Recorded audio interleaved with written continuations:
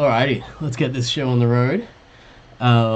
Just the usual check as I get started. Can everyone hear me fine? Is my microphone working? It looks like it's working. I've got my little bars bouncing up and down there, and the audio is probably going. um, where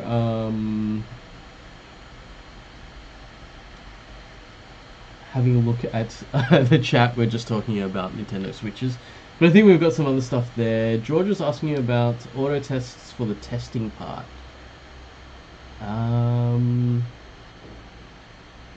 Yeah, so Georgia, the auto tests for the testing aren't 100%. So we're also not expecting your testing to be 100% either. So you can have, there's a lot of possibilities for things that will pass tests like our auto tests, but aren't comprehensively testing everything in the program, because we're not really forcing people to get to that level of testing.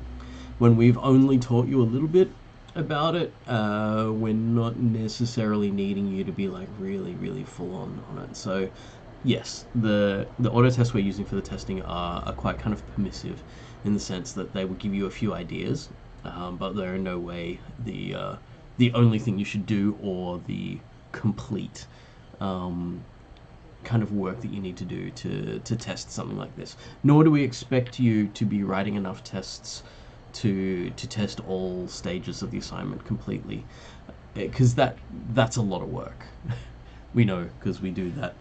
We do the testing and we do the auto marking and stuff like that. So don't worry too much if it's not matching up exactly. You don't have to match up exactly with the auto tests that we have for the testing part of the assignment.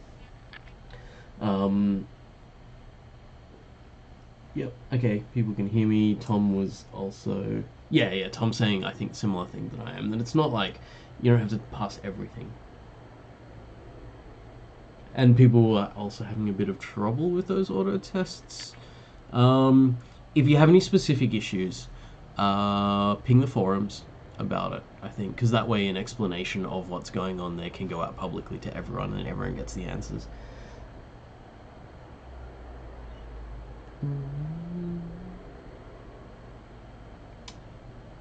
Right. Okay, so there were issues with things not passing tests and stuff. Anyway, let's take that to the forums, because I think that you can probably get individual help for those things. And we should get into the lecture. This is our final lecture for COMP1511. So what I'm going to do is try to wrap up everything that I'm talking about the course. So we're going through quickfire, all of the subjects in the course. And I have some other stuff I want to talk about as well, and that'll be like in between. I've got it in my slides. So the first thing... Actually, before we go into today's lecture, I'm going to jump back to yesterday. So there are a few things that we hadn't finished when we were talking about all of the topics that I've taught you over the course of COMP1511. So we'd gotten through all the things like looping and arrays and stuff. We'd gotten up to functions. So to continue what we were talking about, functions, code that is written separately in another part of our program or in separate files even, and we've seen a pretty good look at how we'd separate functions into separate files with abstract data types and with the second assignment. So these are sections of code that are not in the flow of the line-by-line activation of the code or how the code executes. So they're not inside the main function, they're outside the main function, but they can be called by name, and then we will jump to that code, run it, and then jump back to wherever we were when we called the function. Now that we know more about functions, we know that the code for the function goes on a stack. And a stack exists in our memory, and that's how we know which function we're in. And we also, when we leave a function and it gets popped off the stack, we know which function we're returning to. Some really simple code here for functions. So we've got this adder function, which honestly doesn't need to be written because it's a little one-line thing that adds two things together. But it's it's a simple enough example that we can see how it works here. In order for our main to use the add function, it has to have seen it before. It doesn't have to have seen the whole function, but it can see just the just the inputs and outputs, this prototype of the function here, enough so that it can find this and be able to run it. So when we get to here to add, we pass in the first number and the second number. We are not passing in the variables, so we are not getting these memory locations going in. We're just getting these values 4 and 6 go in. But we can use those 4 and 6 values to make a value of 10 by adding them together and return that. So this here gets transformed in a sense into the return value, and that return value can be stored in another function. Pointers was the next thing that we looked at, and pointers were variables that contained a memory address. So they were variables that are actually very similar to integers in terms of being number variables, but we don't really consider them as much to be just storing a number variable, but we think about them as aiming at a piece of memory. So the memory address they store is where they're aiming, and that memory is nearly always going to be a variable. So either we've allocated that memory specifically to be a variable, or it's actually an existing variable that we're pointing at. And this gives us access to that variable, and especially when we're talking about functions, we can pass a pointer into a function, and then the function gets access to the original variable that the pointer was aimed at, rather than getting a copy of the value. We've got a few symbols that we're going to use with pointers. The star allows us, the star is also how we create the pointer, but the star allows us to access the variable that the pointer is aiming at. Sometimes I like to think of the star as like Google Maps. So we've got the pointer that tells us the location of something. The star says follow that address to its location. So navigate to its location and then find out what's there.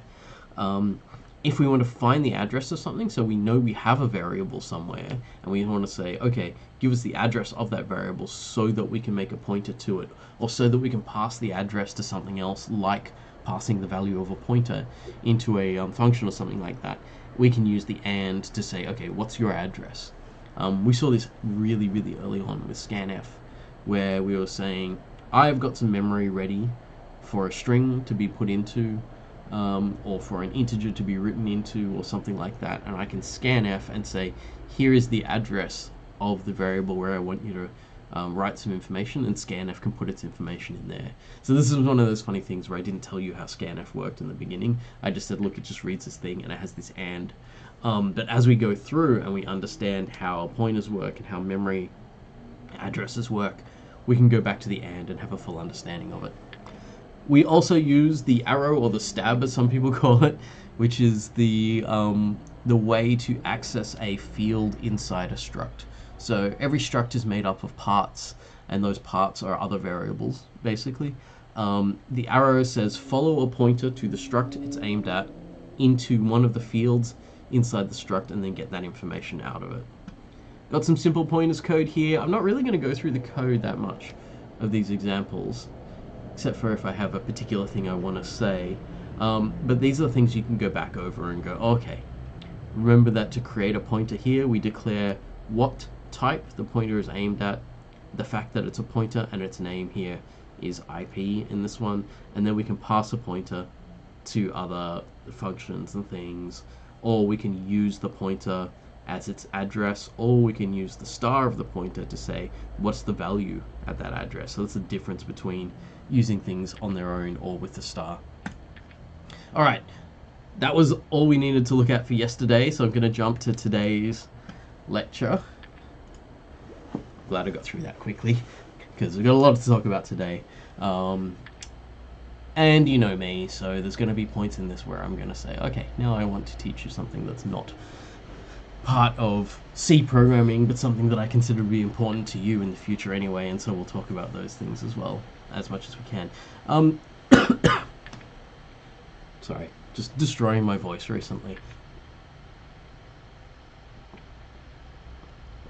Which is ironic, because when I'm in a lecture theatre, I project my voice to try to, like, have it carry a bit further while I've got a microphone, but I still do it anyway.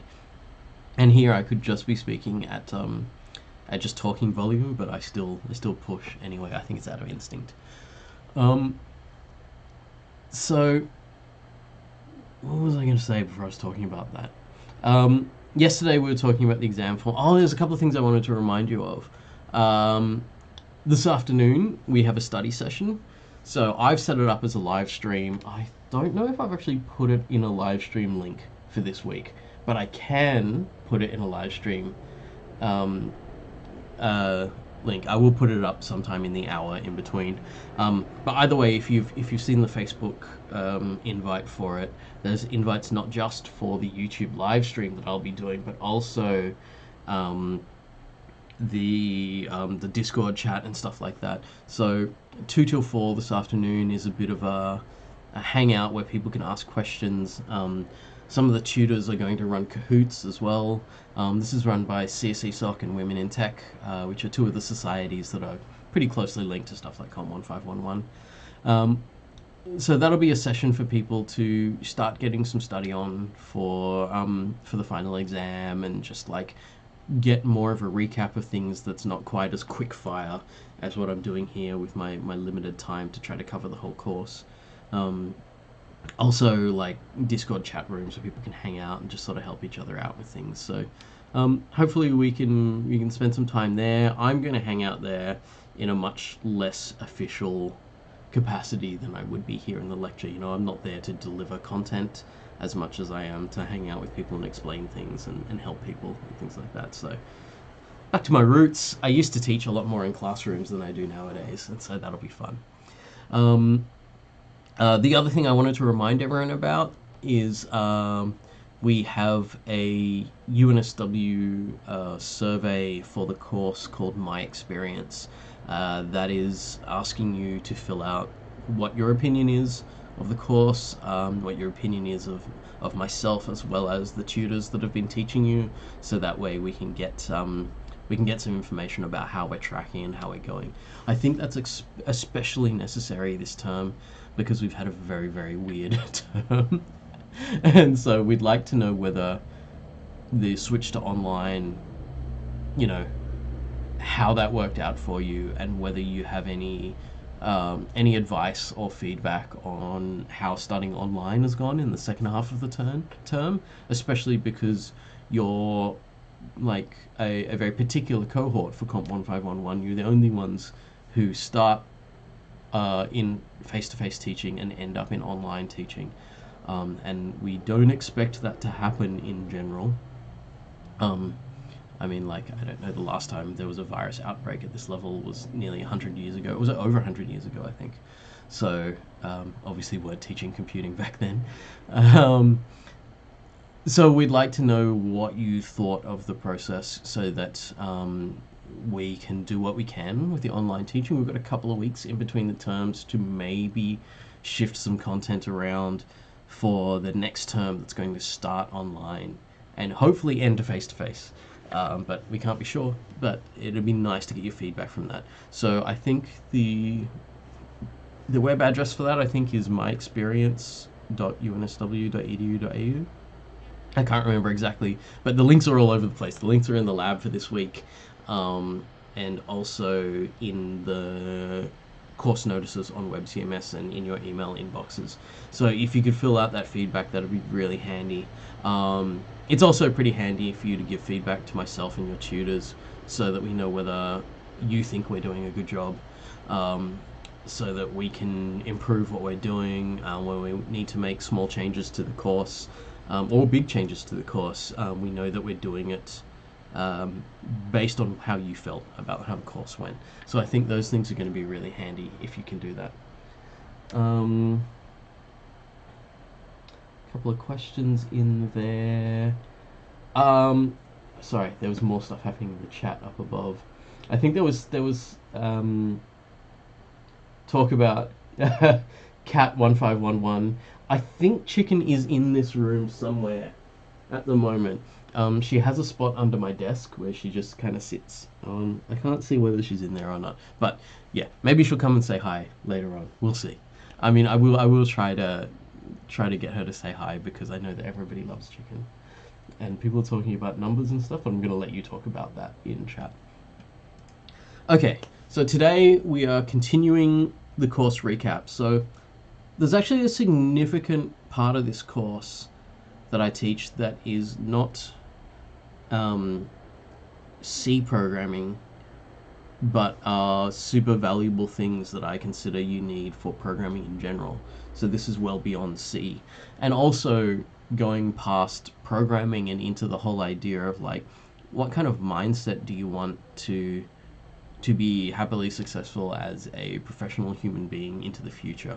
So that was the bonus lecture that happened in week 6 that I ended up taking something that I have managed to compress into like a half-hour talk before, and I think I spent 2 hours on it in week 6. So if you're interested, go back and check that out, because I think that could be quite useful for people.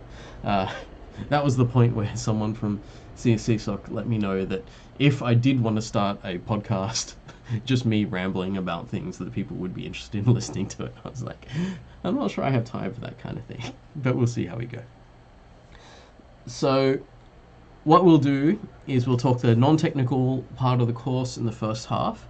Hopefully I will be able to catch up some time there, and then the second half of the course is, as I say here, all the spiky bits. So when we started joining together pointers and structs and memory allocation and stuff like that, was where we got into kind of like the deeper levels of programming and this deeper level of understanding, where we needed to have like a meta understanding of the programming. It wasn't just, okay, we just use stuff that's in memory. Now we use stuff that's in memory to access other things in memory.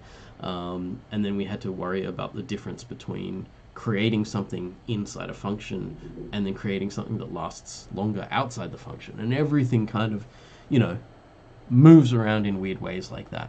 So we'll look at that in the second half today. Okay, programming is more than code. So this is a list of a few of the things that I talked about. There's actually even more than I talked about. Oh, no, I guess it's all here. I didn't do this in an ordered list because some of these things I jumped around with. So we looked at the history of computing, which was very, very brief. I did not give you a genuine history of computing because that would be a 10-week course in itself, and it will probably be taught not even in the computing school or the engineering faculty. That's more likely to be taught in history and the social effects of what computing has done to the world. And I think that the advent of computing technology is likened to the amount of change that happened during the Industrial Revolution, also about 100 years ago. It's funny, everything's happening in cycles of 100 years. That we as computing people have completely changed the landscape of human civilization. And you'll be part of continuing that process forwards, however you wish to do it. So there's going to be heaps of cool stuff. I love how you go back and forth between formal lecturer speak and yeah, let's do cool stuff, because honestly, there's a lot of programming is just doing cool stuff. But there's other things as well. There's other things that's doing stuff that needs to be done, and there's doing things that you think is going to be better for the human race as well. So big things up ahead. You can tell we're in the last lecture when I start talking like that. Anyway, so history of computing. We talked about problem solving. Problem solving is a very generic skill that will take you well beyond computing. We looked at it from a computing perspective, but I think that a lot of that I taught for problem solving is going to be useful in general. Code style, code reviews, debugging, all of these things are getting us so that our code is more useful to ourselves and the people around us. We looked at the theory of a computer, the idea of, remember, the thinking bit and the remembering bit, and underlying everything. That's the only thing that a computer does. It is either thinks about things or remembers things. And so it takes stuff out of its memory, thinks about it for a bit, and puts something different in its memory. When you think about it like that, that's the only thing that our computer is doing. All of our programming boils down to just that. And then the complexity that goes above that gets bigger and bigger and more interesting, and then we can do more with it. So there's so much going on there, but I wanted you to know the fundamentals, to remember that no matter what you do with your programming and your computing and things, underneath it all, it's actually a really, really simple machine. That little, remember I was like doing the Turing machine demonstration? I was walking back and forth like I had a big cardboard box over myself. I was like, big cardboard box and some chalk that I was drawing on the ground, and that's it. underneath it all. That's it. And I think that's one of the nice things about some of the programming we've done so far is we've literally been doing that, where it's like, okay, allocate some memory, put some information in that memory. Based on what we read from that memory in the future, it changes how we're going to act and what we're going to do. And all the work we did, in the first and second assignments was really that. It was like, we taught you two different memory structures, the array and the linked list, and said, here is the code that allows you to move around on them. Now what more stuff can we build from this? How can we build things from this that we feel is thematically appropriate to what we've been doing?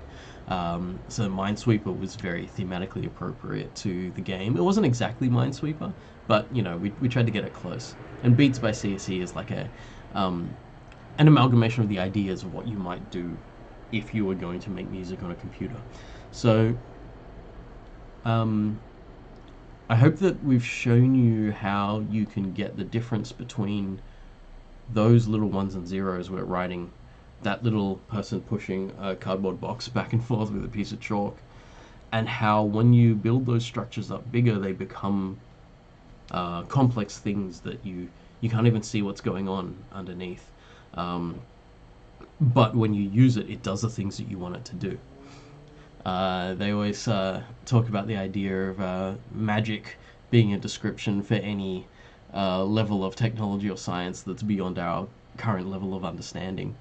And I always think that the beauty of writing computer code is that we do understand everything that's happening underneath the hood, and we need to be able to make it work. But when we present something to someone, they can consider it as magic and they can still use it and they'll be happy with it.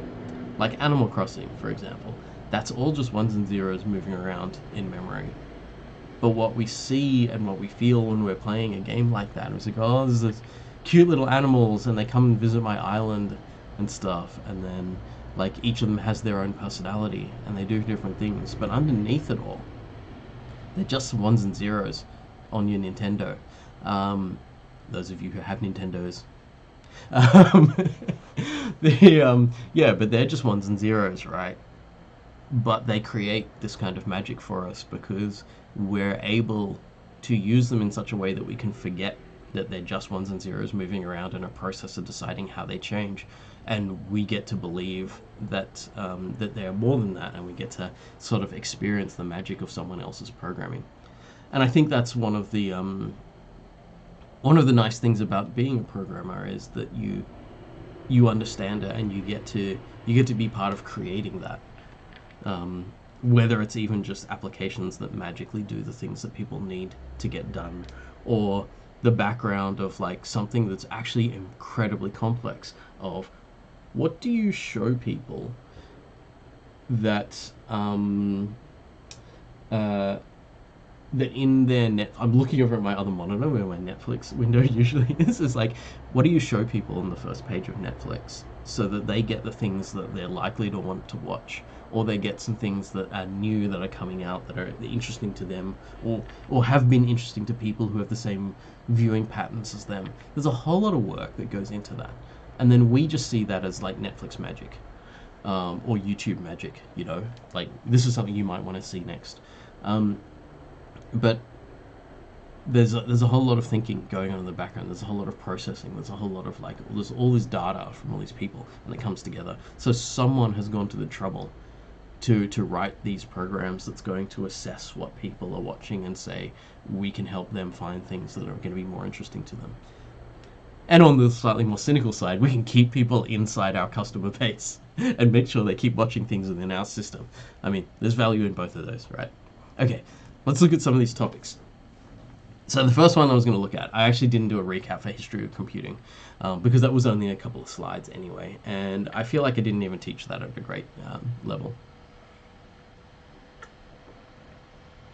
About problem solving.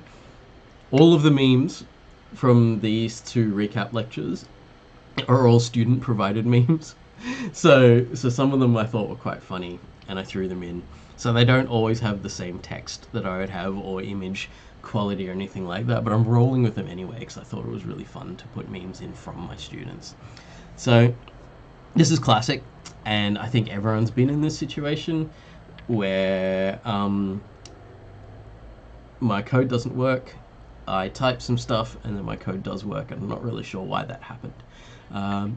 I would like us all to get out of that situation. I would like us all get to the point where everything that we do when we change stuff in our code to try to make it better is intentional, that we've thought about it and we've been really careful about it and we've done the right thing. But I know that that's not always going to be the case, and this situation will happen to a lot of us. So, key points of problem solving. Always approach problems with a plan. Even if you don't think that the plan is going to work, you can at least try. And the worst thing you're going to get is you try a plan and it fails, and you learn something from it. Anything that is a problem that's too big to understand is just lots of smaller problems that are chaining together in an awkward way. This is exactly the same as the idea of the magic of the Animal Crossing magic. I'm going to call it that now. It's a new term of, it's so complicated that we don't see the inner workings and we only see the overall picture. And that can be a beautiful thing, but when there are problems that are that big, it means we can't see why those problems exist. So us as programmers, we have the skills, we have the ability to look at the code, we can get better at this as we go along, break it down into smaller parts. Once you break something down into smaller parts, you can ignore some of those parts and just fix the parts you can see. So take a big problem, break it down into smaller parts, fix the ones that you can see. And this isn't even just fix the ones you can see. This is like, if I give you something where I say, imagine in week 3 I said to you, make Minesweeper. And that's it. Imagine if I didn't give you stages in the assignment. Imagine if I didn't give you suggestions for what size arrays they should be. Imagine if I had no specification for how the moves should work and how the text input output should go and things like that, and I just said just make Minesweeper. I think a whole lot of people at that point would have just had like this, right, your head just explodes and be like, it's too much. But you can break this down into small parts and find out how to build it. Any of you who have Liz as your tutor, this is what she did. So she was the person that built the majority of that assignment and broke it down into its stages. I mean, obviously, there are a bunch of us working on it with her, but it was largely her work. And so she actually had that basic spec where it was just like, make Minesweeper. Here are the educational goals that I think that the students should be doing. So I want them to be working with arrays. I need them to be working with if statements, while loops, and these kinds of things. I can't allow you to work with linked lists, pointers, memory allocation in this assignment because they're not ready for it yet. So can you build Minesweeper out of these parts? And so there's a lot of back and forth of like, oh, we can't add these features, but we can add these features and things, and we can get as close as we can to the game. So that's the kind of thing where if I was to give you that problem, that's a bit harsh. But after a couple of years in computer science, the problems that you have the experience with and the ability to break into parts get bigger and more complicated.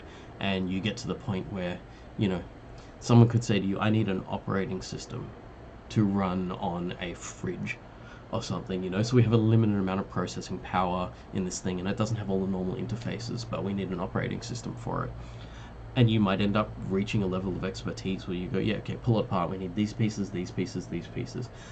These things we can take from other things we've built before, these things we need to build from scratch and stuff, and then you'll be able to actually approach these problems.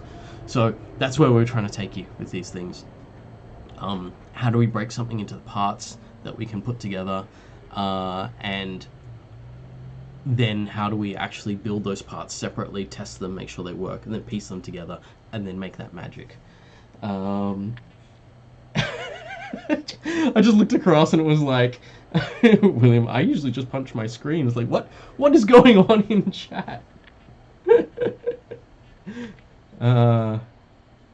People are talking about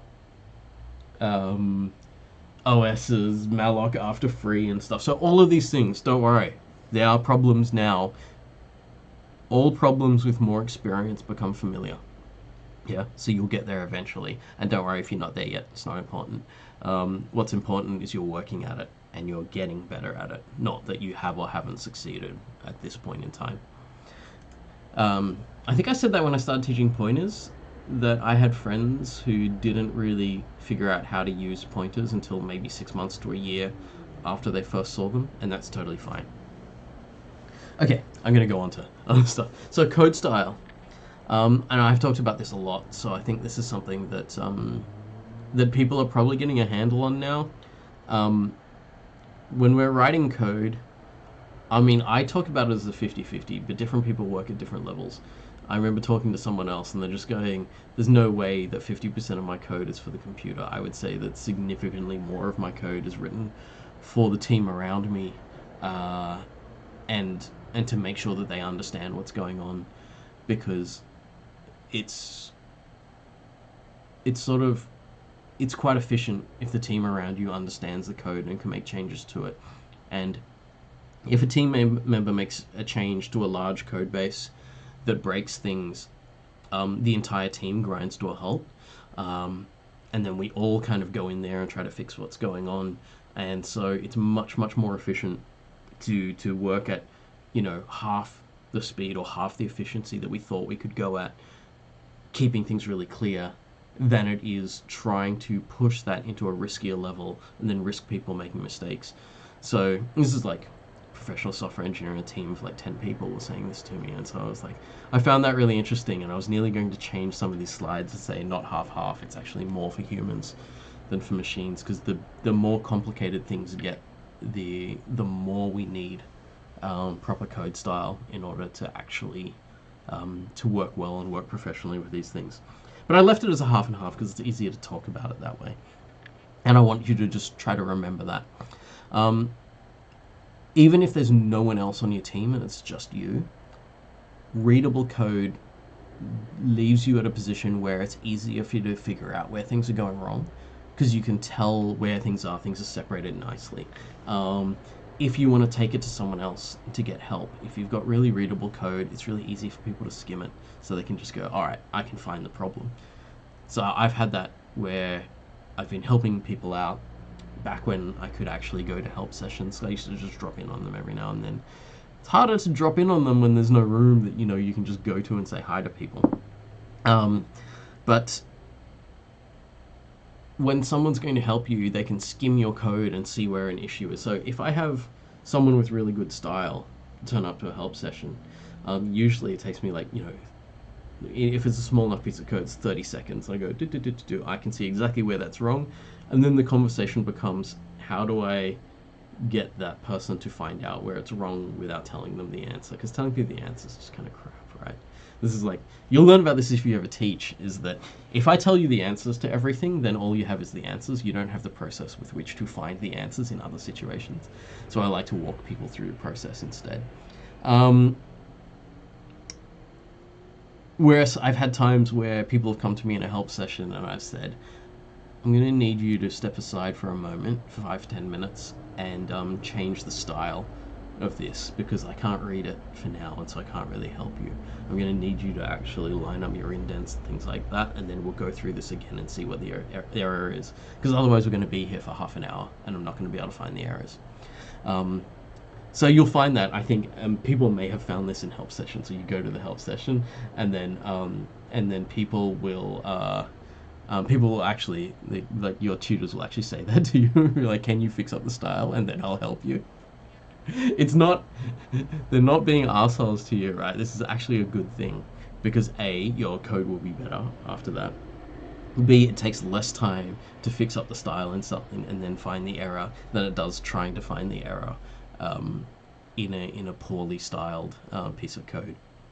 The last point also is, if you're trying to modify code, if it has good style, it's so much easier to figure out what you're going to modify, because you know exactly where everything is. So yeah, hopefully I've left you with enough of a justification that people are going to have that in their minds when the laziness kicks in, because I know it happens to everyone. This laziness kicks in and you don't want to do your style properly on your code. I think one of the nicest things about this term is that we've got a 24-hour take-home exam. So we're never in this term forcing you to code under extreme time pressure. We're still forcing you to code under time pressure, that's assignments, weekly tests and stuff. There's still time pressure there, but it's not the stupid time pressure that doesn't give you a good enough time to space out your code and write comments in it and stuff like that. So hopefully you are still using good style in everything, even in your exam, and hopefully for all your code in the future, because you understand the reason why we have it. Code reviews. I think that this has been harder to do since we went online. I don't know how many people have actually had a chance to present their code to other people in their class, because I know that this works much better in person. Like, we usually, from a business sense, we usually do code reviews in person. Sometimes we do code reviews by passing our code to someone and then putting comments in our code and passing it back. But I got to be honest, I never found those as useful as being there in person with my code and a few of my colleagues, and us going back and forth about it and saying, okay, what do you think about this bit? And then people talking about, is that algorithm more efficient than this algorithm? And then we'll whiteboard it and have a talk about it and stuff. You know, we're gonna really nut it out and sit down and talk about things. So I apologize if it hasn't happened as much as it could have, because we're all online, so we're all a bit more separated than normal.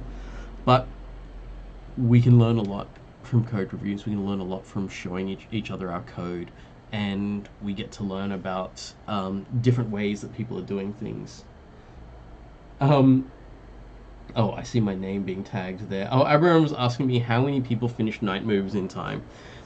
I don't know. Night Moves was before I started teaching this course, but I've seen a similar question to Night Moves, which was a stupendously difficult strings, making anagrams out of strings questions. So like jumbling all the characters around and seeing if you can make other words out of things. That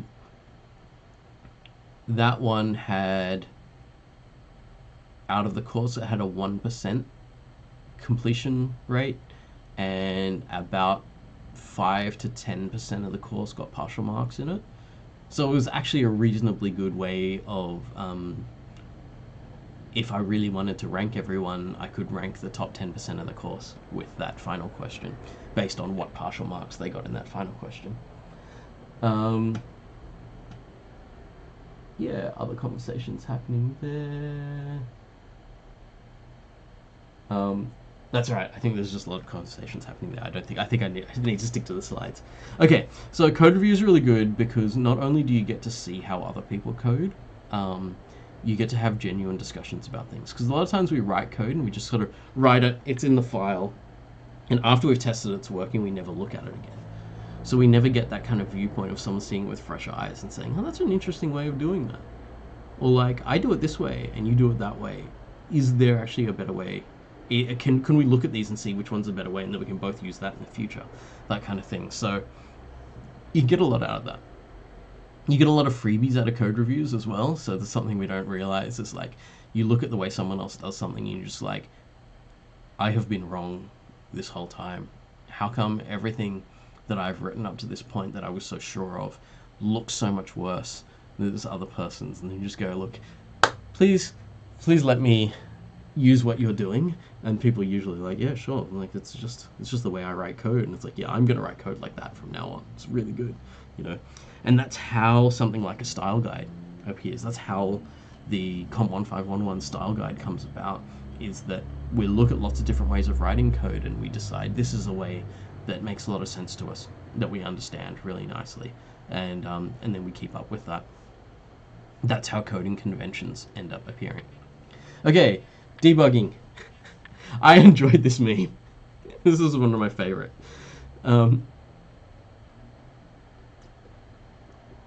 Being the detective in a crime movie where you are also the murderer. This is basically coding in a nutshell, is that I haven't seen many other disciplines of making stuff. You know, I'm keeping it as vague as that. Making stuff. Like, you can be an artist, you can be a carpenter, you can be different kinds of engineers. You can be a storyteller. It's I haven't seen many disciplines that give us the capacity to create problems for ourselves that we don't even understand at the level that programming does. So we can tie ourselves in a knot. And if you're a contortionist or a gymnast and you tie your body into a knot, you can pretty easily figure out how you got there and how you're going to get back out of it. But with programming, nah, you can literally lead yourself down a dark path and then have no idea how you got there or how you got back out. It's like you're just going to parachute drop into a maze. Only you built the maze, but it doesn't matter because once you're in it, you can't see what's going on. You can't get back out. And that becomes the art of debugging. And as I said when we were talking about debugging, that you are genuinely going to spend more time debugging your code than you are going to spend conceptualizing or writing the code. Maybe if you get really lucky and you spend a lot of time planning. So this is like not time writing code. Time writing code is a really, really small amount of time that a programmer spends. We will, if we can, and we're being managed well, we will usually spend, at least, maybe half of our time making sure that what we're going to write is actually what's needed. And then we'll spend like a little bit of time writing code, and then all the rest of that time is going to spend trying to get that code to actually work the way it's supposed to. So debugging is always going to be like that. It's always going to be like, we've created errors that we don't understand, which is ironic because we created all the code ourselves. We still have errors that we don't understand in code that we've written. And it's about finding that. So what we were teaching about debugging was two different kinds of errors. I don't really know if all possible programming errors fall under these two categories, but they're a good way to think about things in the beginning. Syntax errors are code language errors, or we didn't understand the code, the language properly, so we made some mistakes. Usually with something like a compiler or with error messages and stuff like that, we're going to get a lot of help in finding these. We're not going to get help in solving them, but we're going to get help in finding them. And at least if we know where something is, we've got a good chance of solving it. Logical errors, more insidious. The deepest and worst logical errors are us not understanding the problem we were trying to solve when we started programming, which is why I say we spend 50% of our time in planning. Because when you think about like creating Minesweeper or creating beats by CSE, for a professional programmer, if I was to give them your assignment specs, I'd expect them to 100% it in less than a day, And if I gave them a whole day for that, I would say that they were either not taking it seriously or they were busy and they were doing something else. Because these examples are the kinds of things that they will help you a lot at this point. Because when you don't know anything about programming, like Minesweeper for a lot of you is literally your first program. Like I know that like Hello World and stuff like that is your first program, but Minesweeper is your first, large thing with pieces that interact with each other. And you'll find this, and I hope that everyone gets to this point. Not everyone will, but I think you could all get there eventually if you chose to and wanted to spend the time working on it, is you could get to the point where these massive challenges we give you are pretty trivial. So even like Abraham's asking before about the Knights move question, is that the idea of that is actually a pretty simple algorithm that you haven't learned yet. But I know that I've done stuff like Knight's Move, and I don't consider that a difficult thing to do at all. But I consider it well beyond what we've taught in COMP1511. So you'll get this kind of thing where like the further you go in, the less of a problem things are behind you, the more experience that you've gotten. But the funny thing about it is, and it doesn't matter, because it doesn't matter how hard it is for you to solve problems. The programming you're doing will always be incredibly hard. Because it's like this. This is actually, I've got this metaphor not from programming, but from racing bicycles, because I used to race bikes for a little bit. professional cyclists doing the Tour de France and stuff would say this thing where it's like, it never hurts less.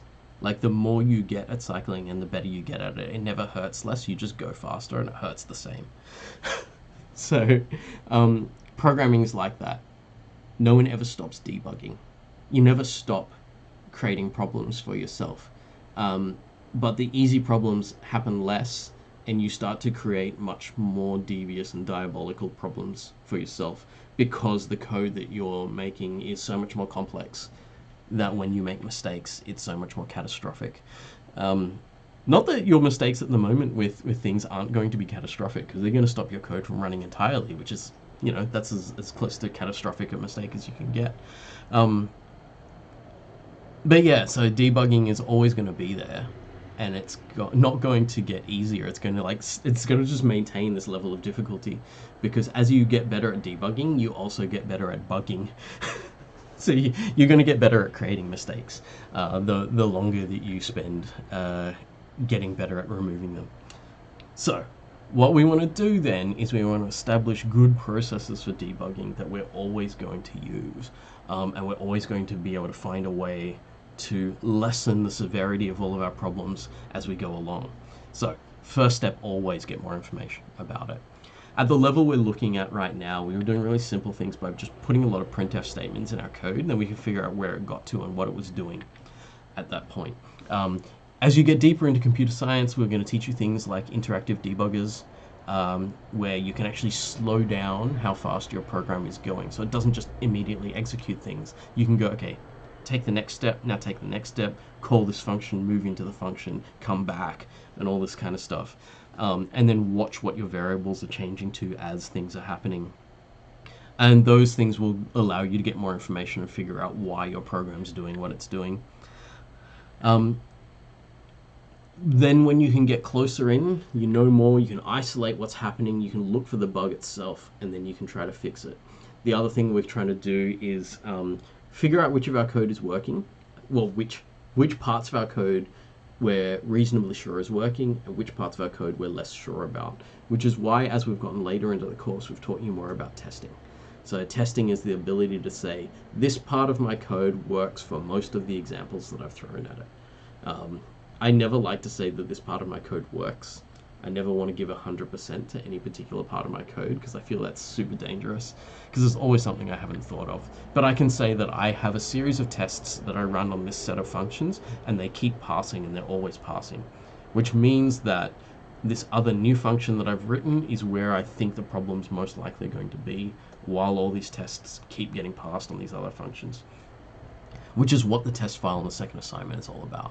It's all about being able to run that file, and when you add things on, so when you've got your tests written for stage 1 and 2 and you write stage 3, you know that the problems are more likely going to be in stage 3 than stages 1 and 2, because they're quite thoroughly tested. I think I've just talked about the testing slide. Wait, I didn't write a testing slide. I guess the debugging slide was the testing slide. So, because I mean, that was a natural segue for me to talk about that anyway. So, being able to figure out exactly how things are working, and being able to kind of separate your code into different parts and say, this part works, this part I'm not sure of, or when you get down to it, this part definitely doesn't work, and you go, okay, that's where I need to put my focus my efforts in my debugging. The other thing to remember, and this is more about the logical errors than the syntax errors, is why are you writing the code that you are working? You're writing. This is, I'm slipping up on a lot of words today. It's pretty funny. Yeah, why are you writing the code that you're writing? Is it for a particular purpose? Does it need to be doing something in particular? There's a funny thing that happens to us a lot, is when we get into code that's past a certain level of complexity, we start writing things that are fun. So we start beginning like, this would be super efficient if I flipped this around and then added this feature and then did this and that, and 3 days later someone goes, how are we going on solving that problem? And you're like, what problem? And they're like, at the start of the week when we talked about the problem that you were going to solve with code to make this whole thing come together so that we could all start working on the next part, and you'll be like, I'm but I've made something really cool. And it'll be like, okay, good. You have done the programmer thing. Now let's get back on track and do what we were supposed to do. So the programmer thing, and I admit to definitely falling into this trap a lot, is loving code to the point where you write code for the fun of writing code, and then you completely forget what the purpose was. And you're like, oh, this is cool. Look, I got this thing and I made it do this thing. And like, my memory is so elegant. Look at the way it's all lined up together and stuff. And people are like, is that what we're supposed to be doing right now? Is that what we actually needed? Like, is that solving the client's problem at the moment? And it's just like, Was that meme of the Muppet just going, the little side-eye Muppet? Yeah, you get that. So watch out for that, because that's a really common thing. Once we get excited about what we're doing, we forget why we were doing it. And that is like one of the biggest causes of logical errors, is we get into a one-track mind, or we go off in a certain direction and we forget what it was supposed to be, or what the specification was for certain things. In our course, we try to keep you on track with stuff like auto tests, so you're regularly going to be testing the things that you're making to make sure they're doing the right thing. But then we also encourage this a bit, because we know that you're going to learn a lot from doing it. Oh, hello. Someone came to say hello and I didn't even notice. Okay, let's flip the camera down a bit. There you go. Chicken in her natural habitat.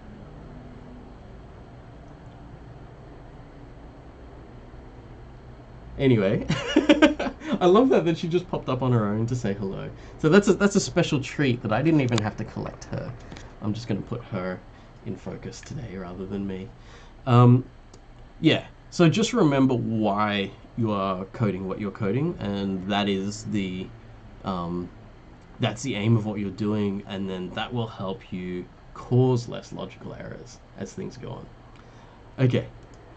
So the other thing was professionalism, and this is something that a talk that I gave this term, and I invited CSESOC to this as well, because it was about what it means to be professional, and what it means to be happy to work as a professional, and also to care about the people around you and stuff like that. So I look like a supervillain. I'm patting my cat. I mean, she's not really a supervillain kind of cat. She's just kind of like this happy little chonky chonk. So actually I was talking about professionalism, wasn't I? So there were 4 things that I was talking about, and these things are quite important to me, because I think that they're the things that not only are important to working in teams and working with people, but also looking after yourself and making sure that you're going to be okay with programming. So can you communicate with people? This is always a difficult thing, and it actually gets harder the better you get with code. So the better you get at talking to machines, the harder it is sometimes to talk to people, because they don't always talk back in the same way that a machine does. We get used to a machine being like really, really specific and exact. And sometimes we need to explain to people, we need to understand the context that they're going to listen to us in. So we need to be able to explain our code to people who don't program, which means we need to think more about the purpose of what we're doing and what we provide for people, rather than the details of the algorithms that's going on. This is also very important even with working with other programmers. And that brings to the second point, which is about teamwork. Teamwork is not about being the one that carries the rest of the team. It's not even being about being the one that teaches the team about things, although that is handy. What is most important about teamwork is knowing when to give and when to take. So the best teams are the ones that compromise and support each other. These are the teams that know that different people have expertise in different things. Different people should be leading the charge at different times. I realize that my face should probably be in this while I'm talking. We've still got Chicken. I'll just lift my legs up a bit so that she's there. This is really quite a wonderful moment, actually, because it is our final lecture, and Chicken has made all these small appearances. But today she decided she wanted to actually be sitting on my lap while I'm talking, so this is actually really nice. Um, Abraham was like, I should bring Chicken to my IRL lectures. I don't think Chicken would be able to handle that, because she doesn't really like other people. She runs away whenever the doorbell rings and stuff like that. She's social distancing properly. Um, So yeah, working in teams is about a give and take, and it's about supporting other people and having them support you at different times when that's needed. The other thing that I talked about was the idea of resilience. Resilience is a bit of a key word. It's a bit of a buzzword as well. A lot of people use it to mean like putting up with being treated badly. And I don't think that's a good idea. I don't think you should put up with being treated badly, but I think you should know how much you can take of difficult work, and I think you should know how much you want to handle of difficult work. So one thing that a lot of people may have come up against in this course is, at which stage of an assignment do you decide to stop working? Some people decide to stop working when the deadline hits, and that's one way of going about things, but other people may have at some point learnt how to stop working when they feel like they've gotten enough out of this to have learnt what they needed to learn about it. And that's a very, very difficult skill. That's a skill that I haven't completed learning yet, which is the ability to say, I have done enough work and I need to stop working now, because if I push this any further, I'm just going to burn myself out. I regularly burn myself out during teaching terms, and I think it's important to know that, like, when I'm trying to teach you about professionalism, that I'm not all the way there either. I haven't learned everything that I needed to know. Every time I pull an all-nighter trying to get the content perfect for my students, I realize that I need to understand that there is a level of good enough for you, and you will be able to learn for yourselves, sometimes regardless of how many minute changes I want to make to the course content and the code and the order that I do things. Even when I get the order a little bit wrong, I teach one subject before another and stuff, and then like I still find that you will very often find your way to the right solutions no matter what. So I think that's a difficulty, and that's something that we're all going to have to work with. I talked at length about imposter syndrome as well. I think one of the most difficult things in computer science, oh, there she goes, she's going to go sit over there for a bit, is people thinking that they're not capable of it just because they can see other people who are able to do things.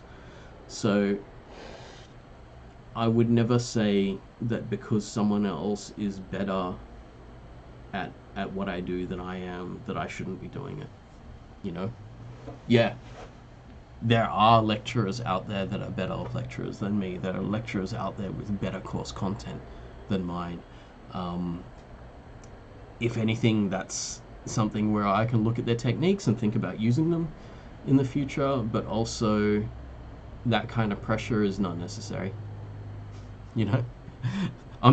I'll do okay as I'm doing, and I think that you need to think the same thing. And I think that one of the things about university, about throwing everyone together into this big mixing pot and giving you all marks, is like putting up a giant leaderboard that says some people are better than each other, and that's all bullshit, frankly.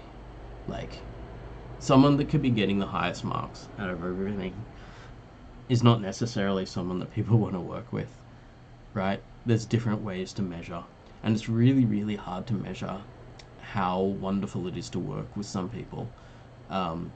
So I've got people working for me at the moment. I'm not going to name them because I think this might be a bit embarrassing, but I've got people working for me who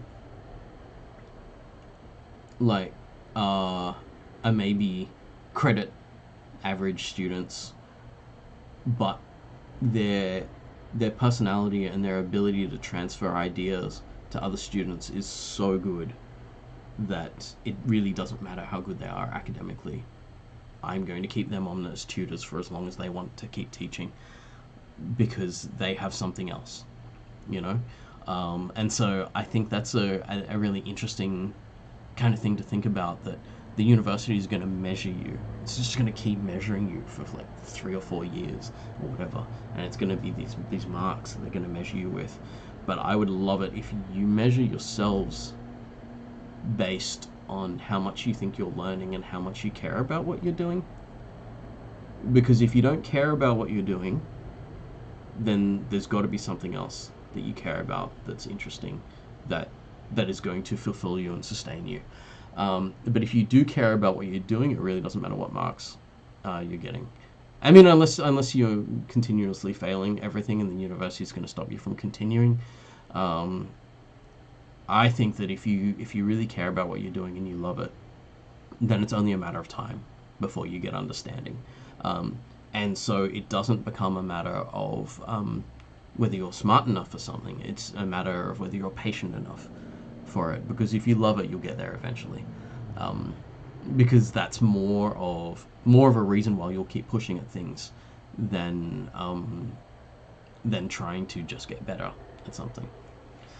Anyway, there's so much more that I could talk about that, but I won't go too deep into that now. If you want to hear me go deep into that, go back to the week 6 bonus lecture on professionalism, and see how. See, I've got a lot more discussion there. Or if you want to reach out and have a chat with me. I mean, like 700 people reach out at the same time. You're not all going to get responses. but I'll try to talk to people, and maybe this afternoon when we're hanging out in the study session, we'll be able to have a chat about different things if you want. Okay, it's time to go on a break.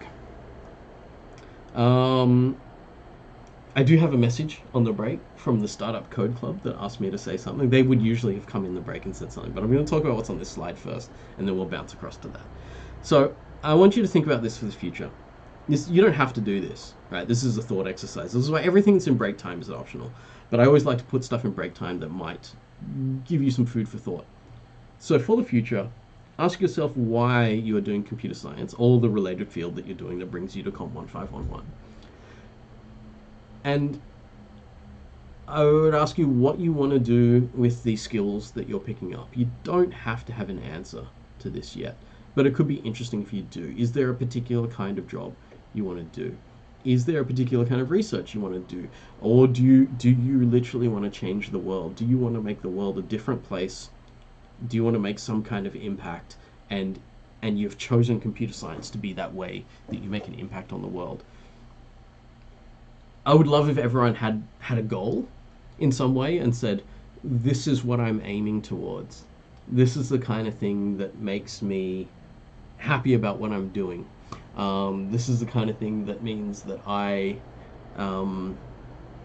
understand why I'm here and what I want to achieve. Because sometimes it's easier. This isn't for everyone, but it totally isn't for everyone. But sometimes it's easier to know that the kind of drudgery of having to do exams and having to enroll for classes and stuff, and having to like, oh, I failed something and I've got to go back and do it again, and I feel really disheartened by that. Sometimes it's much easier to do those things when you know it's like, don't worry, all of these things are just bumps in the road, and I know where I'm going.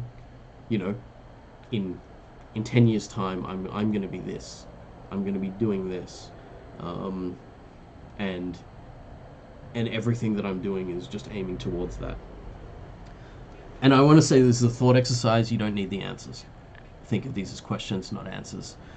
Because as I'm talking about this right now, I'm going, what do I want to do in 10 years? And so I've got no idea. You know? Do I want to be a UNSW professor in 10 years' time? Or do I not even expect to be at UNSW in 10 years' time? Do I want to have spun out into some other thing? I haven't even made those decisions myself, which means I should think about this also. And I think that's important to know, that thoughts like this, teaching like this is not the kind of thing that is just for first year computer science. This is the kind of thing that's going to last a long time and be very important.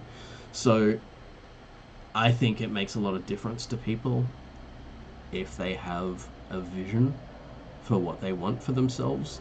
And it can be really confronting to try to put together a vision like that. So Think about it, but no pressure. As I said here, you don't need answers to these things yet, but thinking about things might give you an idea of what directions you want to take. Because I find that a lot of people tend to be a bit aimless in that. I'm not saying aimless. I don't want that to sound like an insult. Um, but people get pushed down a really narrow track. You must finish high school. On finishing high school, you must go straight to university. On finishing university, you must get a job. After having worked for a few years, why aren't you married? Get married, pump out kids, get a mortgage, get a house, look after your kids. I'm not sure where the next bits are because I haven't been pressured into those bits yet. But I'm pretty sure after that you've got to get them a good education, and then you've got to retire, but you've got to retire with your retirement plans and stuff like that. Somewhere in there you've got to learn how to play golf. I don't know, right? That path might be for some people, but it's not for everyone.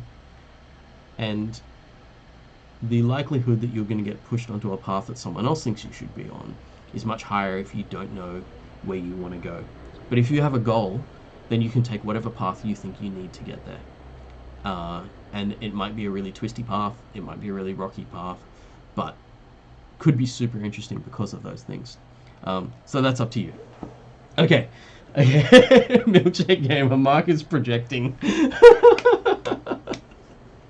I'm totally projecting. Heaps of the stuff I teach you is the things that I am trying to teach myself that I am not listening and not learning properly. I'm a pretty bad student. Nearly everyone who teaches is a really bad student because none of the tricks that we use work on ourselves.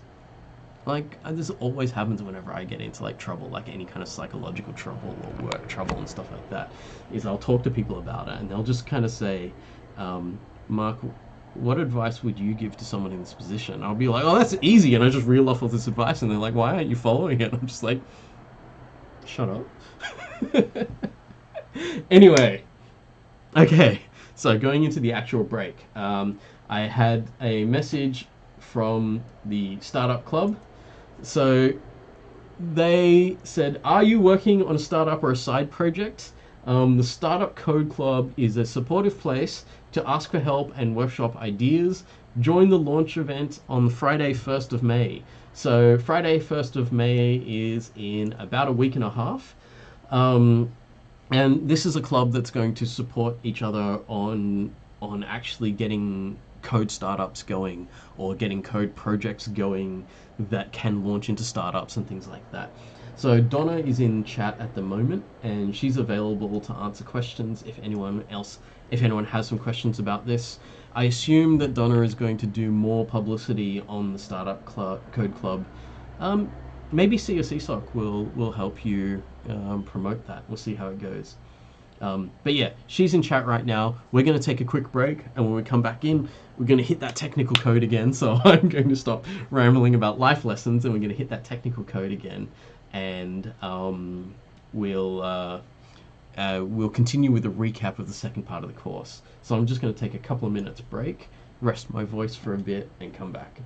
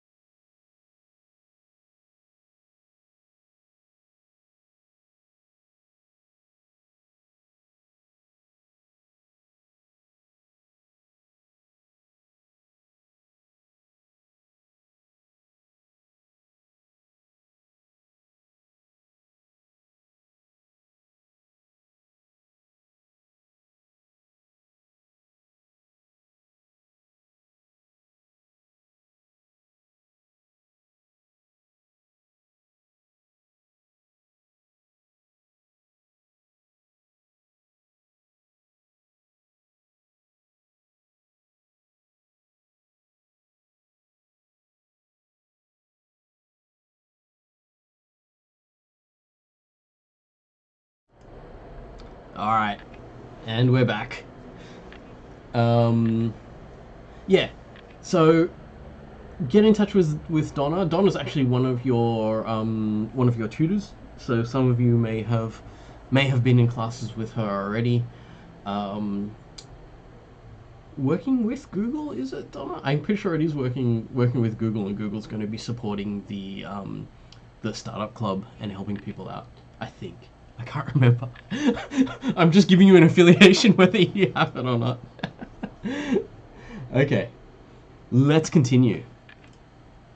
So, oh good, there you go. The club is actually funded by Google. So there's a whole lot of support there from a company that actually really wants to see people get a chance to do startups. Like, Google actually has a really supportive culture for startups. So I've seen people go to Google, learn stuff, go do a startup, and then actually even be able to sell the startup back to Google. So Google's like, we'll pay you to train you, we'll let you go off and do things, and then we'll pay you even more money to come back and bring it back in.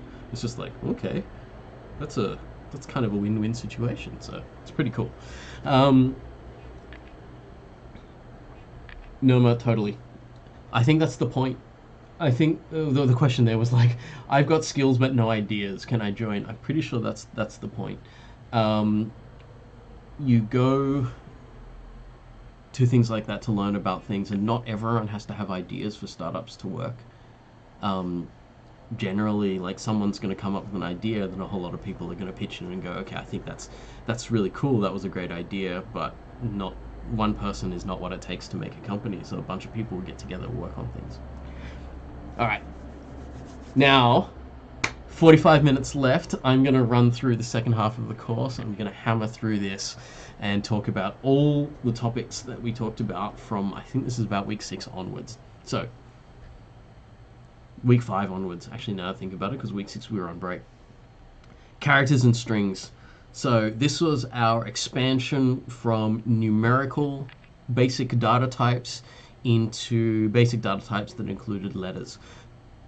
Ironically, we'd been using these before we'd even been using numbers, because when I showed you printf and scanf at the beginning, we were already using characters and strings. I was just hiding that information from you because I didn't want to tell you that there were arrays and then there were characters before I'd even told you how to do the most basic things with integers. So we were using them, but we didn't know the details, and eventually we did get to learn the details, that the character is an 8-bit value that is basically an integer, and it relates to the ASCII encoding of a character. You don't ever need to actually use the ASCII table for anything, because if you use the single quotes around a character, then you will be able to store the value for that character, and you can think of it as a letter. You don't really need to think of it as a number.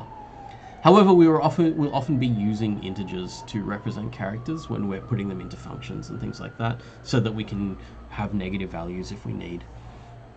A string is an array of characters. We can think of them as a word, but a string can be more than one word at a time, because it can store characters like spaces and new lines and things like that. When we're working with strings, we never really have an idea in advance of how long they're going to be. So what we might have is a maximum length of an array that we can store a string, and the string fills up only part of that array. And that's why strings, very often have this thing called the null terminator, which is a character /0. And that character is always going to say that I am the character that happens after the last character of the string, and then everything afterwards in the array should not be thought of as part of the string. So the string ended at the null terminator. And that makes it easy for us to use a large chunk of memory but only access part of it. And just doing that makes it a little bit easier, because strings don't like to stick to a certain length. There's a whole bunch of C library stuff for strings. So strings.h is one of them, and working with characters, ctype.h is also another one that can help us out with characters and strings. Got a little bit of code here, so let's just assume that somewhere else I've defined a max length, and I can have an input string, and I can use something like fgets. We talked about fgets earlier. Did I talk about fgets earlier when we were talking about input and output? Oh, that was yesterday. Yeah, I think I did. So we can fgets into a string, and then we can print it back out again, that kind of thing. So this is just basic access of things. This is us using the input-output library that we've been using for things. It's more than just printf and scanf, although we're also using printf. And if we want to, we could say print a string vertically. I don't know why I put print in quotes. I think I was meant to say vertically by putting one letter on each line, by looping through a string until we reach the null terminator in the string. Sometimes we've got to be careful with these things to make sure that the string has been terminated properly and we haven't made a mistake somewhere and not put a null terminator in. So sometimes we do want to make sure that these things are functioning the way they should. If we have created an array of characters and we don't specifically null terminate it ourselves, or we start throwing it into string library functions and stuff, we can break a whole lot of things. So the string library function will be like, I don't know what is happening, or worst case, I'm going to keep reading memory until I find a null terminator. So it reads off the end of the string into memory somewhere, into random bits of your program code and other stuff, and just starts spewing it all out onto screen or something like that until it finds a null terminator. That can happen. DCC is very protective. DCC will stop that from happening, but other compilers won't. That's why we use it. It's kind of like if you're learning to do trapeze, you definitely do it with a safety net until you're so good at it that you're ready to perform, and then we take the safety net away. And so only if you're really kind of showing off are you going to use something like GCC. And even then, a lot of people will use another compiler called Clang instead. But for now, we can use DCC. I'm happy for you to work in a safe environment now while you're still learning. Okay, structures. We started building up custom variable types. So these are our own variable types that are made up of... I'm just making sure that... Oh, that's right. I think Donna's just asking questions there. I was just making sure there weren't any questions for me there. Structures are us building up our own variables made up of other variables. So this is us being able to say that I would like a variable for, if I remember correctly from my slides, this is a variable for a spaceship. And so the spaceship is going to have a name because all cool spaceships have names. Maybe it has a certain number of engines and wings and stuff like that, because we all know that a spaceship is cooler if it has more engines, and it's even cooler if it has more wings. So when we have a struct, this means it's kind of like we have variables inside a variable. We've seen that before, right? Arrays are variables inside a variable, but a struct is us saying not just all of these are not the same variables inside. So I could have the name of my spaceship be a string, and I could have the number of engines that have be an integer and stuff like that, and that's fine. I can do that. So we use the dot operator to access the fields inside a struct.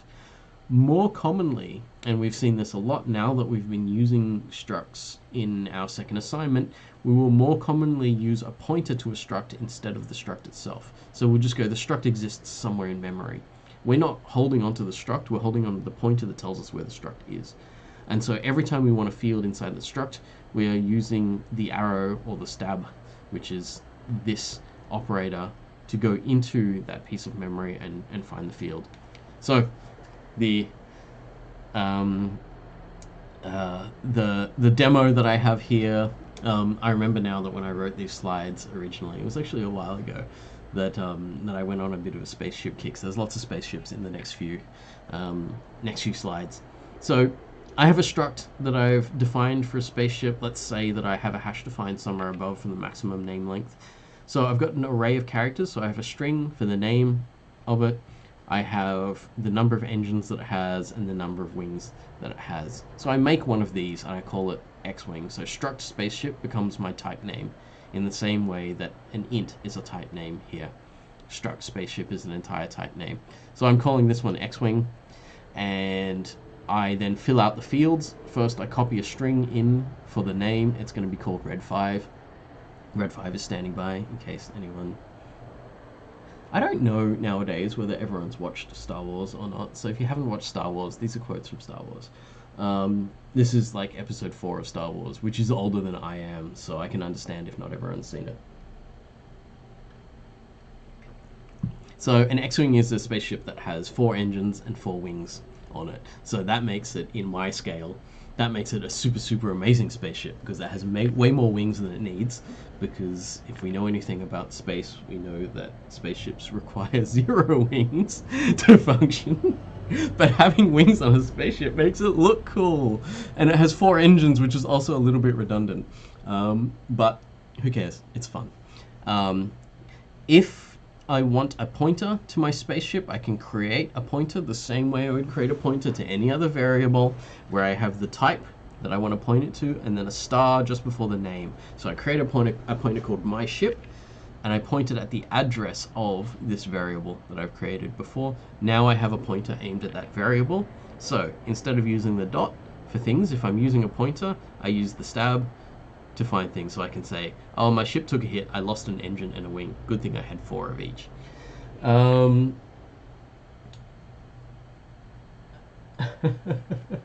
There are some people talking about Star Wars there. Lawrence, I haven't watched Clone Wars Season 7. I'm still going back through all of Clone Wars. But I got distracted this term by Dragon Ball, and I've been watching Dragon Ball instead. So I'll get there eventually. Sam enjoyed Cats more than Episode 9. I haven't seen Cats. I saw Cats live when I was a kid, because, you know, Andrew Lloyd Webber musicals are just huge. And my parents loved them, so I got to see a whole bunch of them live, which was like, is quite a privilege, because that stuff is expensive, especially to bring a little kid to. I can't imagine the outlay to bring like a 10-year-old to go see Cats or Starlight Express and all these other things.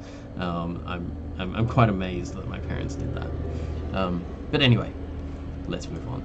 I guess it's the same thing as if you're a 10-year-old and your parents buy you a Nintendo Switch. That's a whole lot of money to spend on a kid. Okay. I've talked a lot about memory. I talk about memory all the time because there's a significant amount of what we do in programming which is based on memory. So every time we run code, the code is in memory somewhere. So the only reason my computer knows what to run next is that there's a sequence in my memory of this instruction, then this instruction, then this instruction, which correlates pretty closely to this line of code that the human wrote, then this line of code that the human wrote, then this line. It's not exact. There's a lot of lines of code we can write that take up way more than just one instruction once something is compiled. But the code sits in memory. And it sits in memory in a really structured format so that it does go one line after the other. All of our variables sit in memory. Now, we've been quite detailed about these variables. We've been talking about 32 bits of memory for an integer, 64 bits of memory for a double, 8 bits of memory for a character. Arrays are multiple chunks of memory. A struct is a big chunk of memory with different shaped, size stuff in it. All of this stuff happens. So when we're thinking about memory, we're thinking about how much our computer remembers, what it keeps, and what it throws away. So when we open a set of curly brackets, that's us starting a section of memory. Anything we declare in there gets put in a little piece together, and then when the curly brackets end, all that stuff gets wiped away. So this is nearly like us automatically allocating and freeing memory. So we've learnt a bit about allocating and freeing memory. There's a lot of this stuff that's automatic, which is why for the first half of the course, when we're doing all these integers and even structs and stuff like that, we weren't doing any memory allocation, but our program was automatically allocating and deallocating memory for us. I couldn't tell you about that back then. I tried to like kind of gloss over what the curly brackets were doing, but it was actually assigning memory and then removing it in a sense. Well, it's not removing the memory, but it's taking away our ownership of that memory once the curly brackets close. So if we want stuff to last longer than the curly brackets, we start getting into malloc and free. So malloc says, I want a piece of memory, and then we have to tell it how much memory we want. Usually we use size of to decide how much memory we need. When we're finished working with something and we don't need it anymore, so we say, I had this variable, I created this variable with malloc. Now I know I'm never going to use this variable again. Then I can free it. So I free something after I know I'm never going to use it again. And we've got to be careful not to try to access it again afterwards, because if we access it after we've freed it, our program says, no, you gave that memory back. You don't have access to it anymore. That's for me to give to the program for other purposes. So, bit of code for that. We have another spaceship this time, and we have the same struct. Struct spaceship here, and I am using this memory allocation line. So this single line of code here is one that we see a lot, because nearly all of our memory allocation is going to have this same line of code.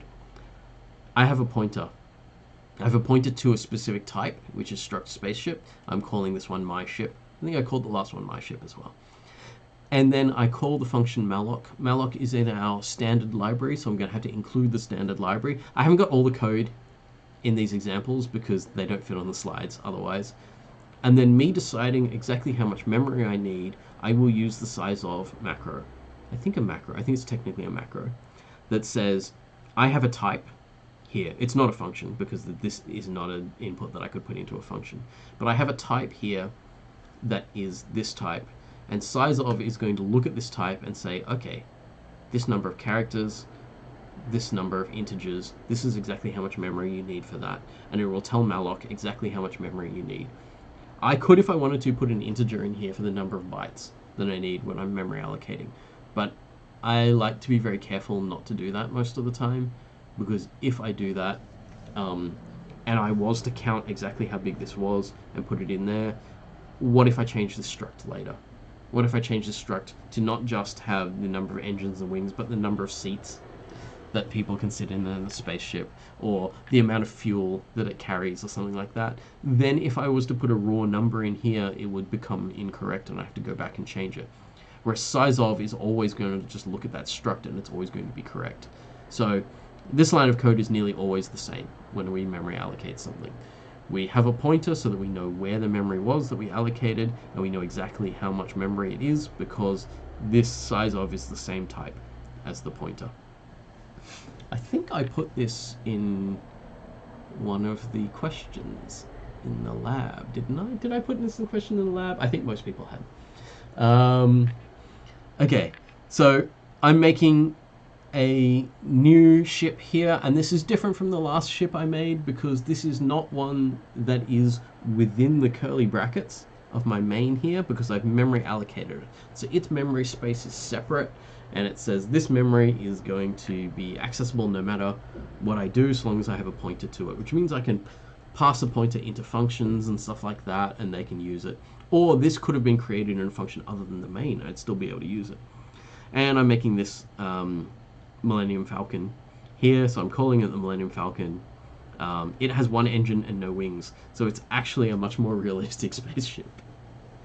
Like, this is actually the same kinds of spaceships that we build in the real world that has actual physics where we know that we don't need wings to move around in space.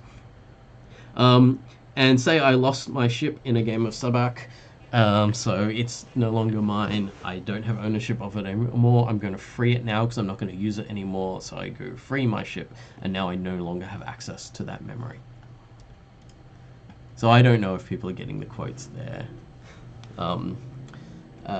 Between Han Solo and Lando Calrissian, there were games of Sabak where the ship, the Millennium Falcon, changed hands. I like to explain everything because I know that, like, you know, it's cool to have references, but it's also not cool to leave people out. So I like to explain everything as I'm going. All right. We then pieced everything together. We then got all of that thinking. So we have structs, we have pointers, we have memory allocation. All of that comes together now to linked lists, which is why we had to teach all of this stuff. And the second half of the course actually had less content than the first half of the course, but the content was so much harder because it chained together all of these bits and pieces. I tried to separate teaching pointers, structs, and memory allocation a little bit. So I put characters and strings in between them and multi-file projects and stuff like that, so that when we got to chain this together, that all of these ideas would have had a little bit more time to seep into your brains before I said, okay, now let's chain everything together to be linked lists. But hopefully people have got an understanding at least of the theory of what the linked lists are. There's a lot of talk going on there. We're discussing about whether the Falcon has 1 wing or 0 wings. And people are explaining that yes, that a lot of the ships in Star Wars enter atmosphere a lot of the time, so it works for them to have wings. I like how Georgia, you get bonus marks. Georgia gets bonus marks mentioning The Expanse, because The Expanse is the best sci-fi on television. I don't know, I shouldn't say that.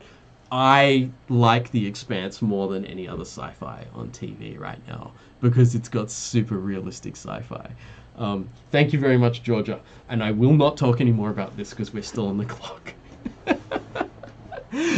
How to trigger Mark. Talk about his favorite stuff when he's supposed to be lecturing. Anyway, The Expanse is the best stuff ever, because they actually took physics into account in their space travel and their space combat, and the effects of gravity on humans in space and the effects of acceleration on humans. I said I wasn't going to talk about this. Marks with a C, Abaram. No one gets course marks for TV references. But yeah, the only reason I own Amazon Prime is because of The Expanse. Anyway, I said I wasn't going to go off topic. I went off topic again. Okay. Linked lists. Linked lists are a particular data structure that allow us to do similar things to an array, but some interesting and very important differences.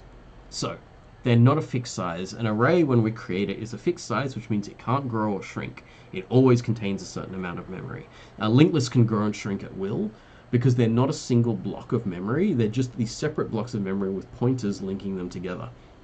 So they can be in different parts of memory, but they are linked together by their next nodes joining them together. But there's these gaps in between them that could be any kind of space or any kind of differences. We can put elements in between elements in a linked list. We can add elements on the end. We can remove elements from partway through the list. All this kind of stuff happens quite happily. And in doing so, we have a data structure that's more flexible than something like an array. It's more fiddly, as you know, because you're doing beats by CSE at the moment. You know that a linked list is more fiddly than an array, but it's more flexible. So it's worth knowing about, because there's definitely situations where it's easier to work with a linked list than it is to work with an array. But you have to do stuff like memory allocation. You've got to manage it. You've got to keep track of your pointers and things. So things to be more careful about, but things to need to put more time and effort into. So we've got more memes from students. Function removes the first item from the list. The second item says, I'm the head now. And there's some blacked out stuff there, because I think this is SpongeBob saying, I'm a head out. So looking at linked lists in code, I have some locations here, and I'm going to build a list of locations. So continuing, now I've gone from spaceships to planets. This is, again, I'm still in Star Wars here. So I went from Star Wars spaceships to Star Wars planets. I'm making a linked list of planets. So one of them is Tatooine, and I can add another node called Yavin 4 here. And so if I want to, I can have functions like this that add nodes to a list. There's different ways to add nodes to a list. There's insertion and removal as well. Did I have slides on those? No, I'm just going to talk about complications of the whole idea of working with linked lists. So, in order to understand how linked lists work, we need to understand the underlying structures of them. So we need to remember how pointers work and need to be careful about how they work, right? So, pointer, as I said earlier today, actually less than half an hour ago, but still good to go over this, is a pointer is a variable that stores a memory address. So a pointer is something that gives us access to a memory location somewhere. So each node in a linked list is a memory location somewhere that has a certain amount of memory that stores information. So we're going to use pointers to access each of those, and each of those is going to have a pointer in it that accesses the next one. Remember that if we change a pointer, we only change where it's aiming because the pointer itself stores the location, but not the object itself. So if I say a pointer is equal to something else, so a pointer is equal to head, that's going to aim it at the head of a list, but it's not going to make a change to what the pointer was aimed at previously. But if we use the star, then that is us dereferencing the pointer, which is us following the pointer to where it is pointing at, and then using the things that are there. We call this dereferencing. So the pointer is a reference to something, and so we're saying we dereference it, so we take away the fact that it's a reference and we go to the actual object. So it's no longer a reference, actual object is dereferencing, so it's removing the reference and following it to the actual thing. We also look at the stab as well, the arrow, which allows us to access a pointer, and like the star, this follows the pointer to the memory that we're looking at and then looks inside that memory for a field. So the star will only work if the pointer is aimed at a struct. So the star, the stab, sorry, says follow this pointer to a struct, then look inside that struct for a field that's on the other end of this pointer. So for the star to work, the star works if you have a pointer to an object. The stab works if you have a pointer specifically to a struct, and you don't want to look at the whole struct, but you want to go into the struct to find a specific field. So because pointers can be inside structs, we can have chains of pointers. So I can have a pointer to a track, and I can follow that to a beat inside a track, and I can follow that to a note inside a beat, and these things could get quite complex as we go along.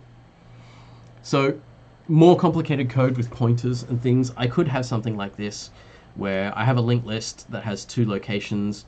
So I've got Dantooine there, and then I've got another one called Alderaan, and then I create a pointer to the head of the list that's Alderaan. And then what we need to think about is, okay, what happens if I create a new memory allocation and I assign that new memory allocation to head? So I've got some pictures of this afterwards. What happens to the Alderaan pointer? The Alderaan pointer was pointed at head. Is the Alderaan pointer now pointed at this new memory? This new empty memory? Has Alderaan become empty? Or what has happened to the variable that both Alderaan and head had been pointed at? Has that variable now been written over by this new memory allocation, or does it still exist somewhere else? And so I want to go through this demo and show you a couple of these little things here.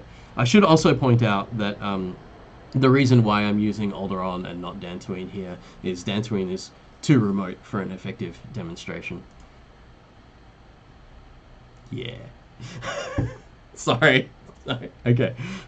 For anyone who is not a huge Star Wars fan, that's a line from the movie where they have the choice of these two planets, and then someone says Dantooine is not an effective demonstration. I'm not going to say anything more, just in case people haven't seen Star Wars. But if anyone who has seen Star Wars, that was an elaborately set up joke on my part, and I'm quite happy with myself. So I'm going to assume that people are laughing in their homes right now. You know, one of the saddest things about not getting to teach in the lecture theatre is not getting to get the partial laughs from some people and the groans from other people when I make certain jokes, because the groans are worth more than the laughs, frankly. Because when you can make someone groan, you know that they're like, oh my god, he went there. Yeah. Anyway, let's look at that situation, because this is an interesting thing to think about with pointers and with what happens when we change pointers. So this is something that I couldn't really teach you until I'd already taught you everything about pointers. Not just pointers, but also about memory allocation, about linked lists and stuff. And I didn't want to put this example in those lecture slides because they were dense as all hell to begin with.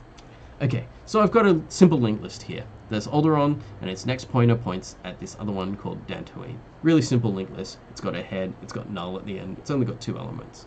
So this is something that we can know about pretty easily. Then I have this. struct location pointer Alderon. So I've got made a new pointer called Alderon, and it happens to be pointed at Alderon. So it was equal to head, and that's me saying that this pointer is equal to this pointer. That is not saying that they are they are a copy of the same variable. Actually, they are, in a sense. That means that both of these are now pointed at the same object. So if one pointer is equal to another pointer, it copies that pointer's address, which means it's now aimed at the same thing. So both Alderon and head are pointed at this memory location here. It has a pointer in it, and it has the Alderon string in there saying that's what it is. The next line of code that we did was we malloc a new location struct, and we assign that to head. So it's important that here head does not have a star, and it does not have an arrow or anything like that. So this means that I have not changed anything that head is pointing at. I have not gone to the memory location and changed it. What I have done is I've changed the value in head, which just changes where it aims. So it only changes where it aims, which means this new allocation I've created here, the head pointer now goes, I'm no longer pointed at Alderon, I'm pointed over here at this new location, which is not a moon. Sorry, more Star Wars codes, just for the fun of it. So, changing a pointer does not change anything that it was pointing at, but it changes where it is aiming. So if I change a pointer like this, so I say head equals this, all I'm doing is moving where head points. I'm not saying that I have wiped this memory and replaced it with this memory allocation. This memory allocation is a separate memory allocation, and assigning it to head changes where head aims. Because what I'm doing is I'm taking the result of malloc is the address of this, and I'm replacing the address that had been Alderon with the address of this new allocation here. So this is like some of the subtleties that are going on inside working with pointers, that we need to remember that the pointer is a variable that contains an address. And being a variable that contains an address, all I am is a reference to something. I am not the data itself. So I can do all kinds of crazy things to head. Nothing will happen to this data unless I use the star or the stab to follow the head pointer to its location and then potentially make changes there. So little subtleties there that I think are worth remembering and worth thinking about, because whether or not you can code with pointers is usually based on whether or not you can get your head around the theory and the sort of the abstract nature of them. So I thought I'd throw that in as an extra thing. So keeping track of pointers is a difficult thing. It is not an automatic human response to things. It's something that must be trained. So it's something that you will pick up over time. Because, for example, in your in beats by CSE, if I did something like this, if I said, I'll go to a beat, and then I will go to the head of the set of notes in that beat, and I'll go to the next, and I'll look at the note, the note value. I can't remember what it's called in there. This could potentially work in some of your beats by CSE implementations at certain times. So yes, you could do this, but no, it's not a great idea, because to be a human following this is very difficult. Someone's tagging me.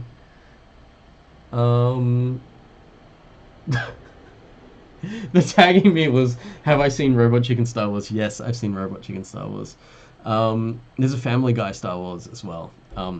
They're all pretty funny. I met Seth Green once because my partner worked on the Lego movie, and one of the directors, the guy who directed the Lego movie, what was his name? Chris, someone or other, worked with her, so I got to go and hang out with them for a little bit, which was a lot of fun. But I unfortunately lost them before they went to the after party at the graphic festival, so I missed out on my chance to go to the after party with the Robot Chicken guys, which is really sad. But yeah, so I have a selfie with Seth Green somewhere. I can't remember where it is. Yeah, it's probably on my Instagram. You don't have to go back through my Instagram. There's lots of miniatures on my Instagram. Anyway, back to pointers. So while this code might work, it's super dangerous because whether people can follow it or not is a very difficult thing. So things to remember when you're working with pointers. Changing a pointer changes its value, which is a memory address, which only changes where it aims. It doesn't change what it was pointed at.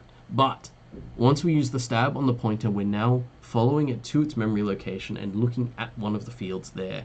In which case, once we've used the stab or the star, we are then changing the memory that the pointer is aimed at. So, different things. Changing the pointer itself just changes where it aims. Following the pointer to its location via either of those symbols means you're then changing the memory that the pointer was referencing. Yeah. Tom has seen Family Guy Star Wars, but you haven't seen normal Star Wars. Tom, you're doing things in the wrong order. It's very rare that I will just say someone is wrong, because like I'm an educator. I'm supposed to be bringing people towards like learning about things, but that was wrong, Tom. That was wrong. You need to you need to go and watch the actual Star Wars before you watch the thing that references it, because otherwise you won't understand. Anyway, okay.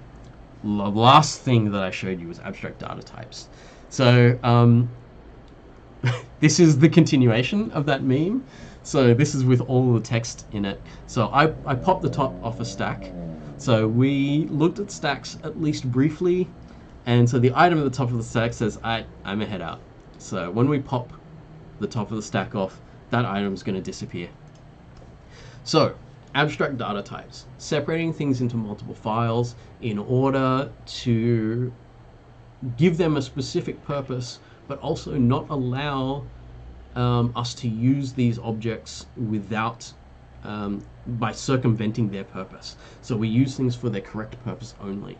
And this is via this particular structure that we do in C, where we have a header file, and the C files can all see the header file basically. So if we have two C files and a header file in between them, one C file looks at the header file and says, "Oh, these are the functions that I could call," and the other C file looks at the header file and says, "Oh, these are all the functions that I provide." And so between the two of them looking at this interface, they say in the middle, in the H file, these are the things that we can use of each other's code in a sense. What this does is it allows us to make something like a queue or a stack and have us only think about the abstract nature of that thing.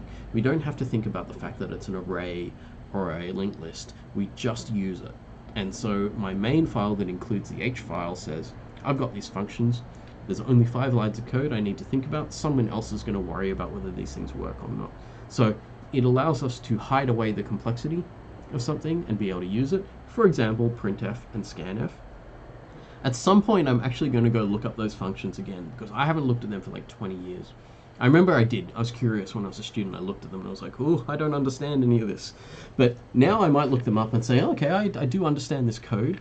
It's not written for human eyes at all, but I do understand how it works. It could be interesting to look at that. But it's only interesting. It's not necessary. We can use printf and scanf without ever knowing what that code was. And I would say that 99% of you there probably don't know what the code is for printf and scanf, and I've never required that of you, and I don't think it's required either. So that's a wonderful thing about that. It's been abstracted away, so we don't have to know.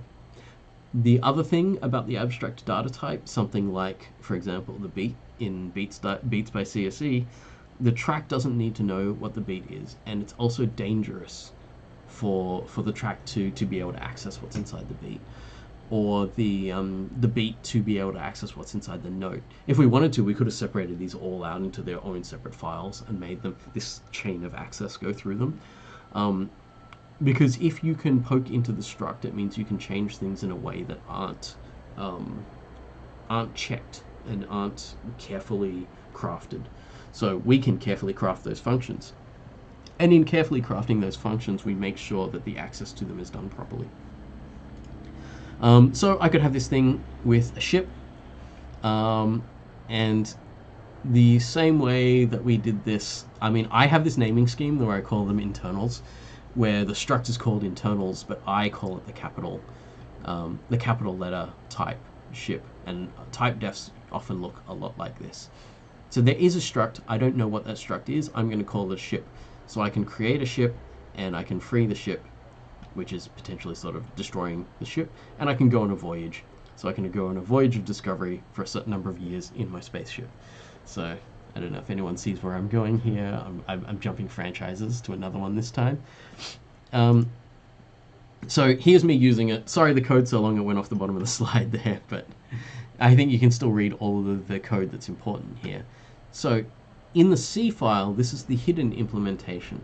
That when I'm using it, I wouldn't know what this is, but I don't need to know what this is to be able to use it.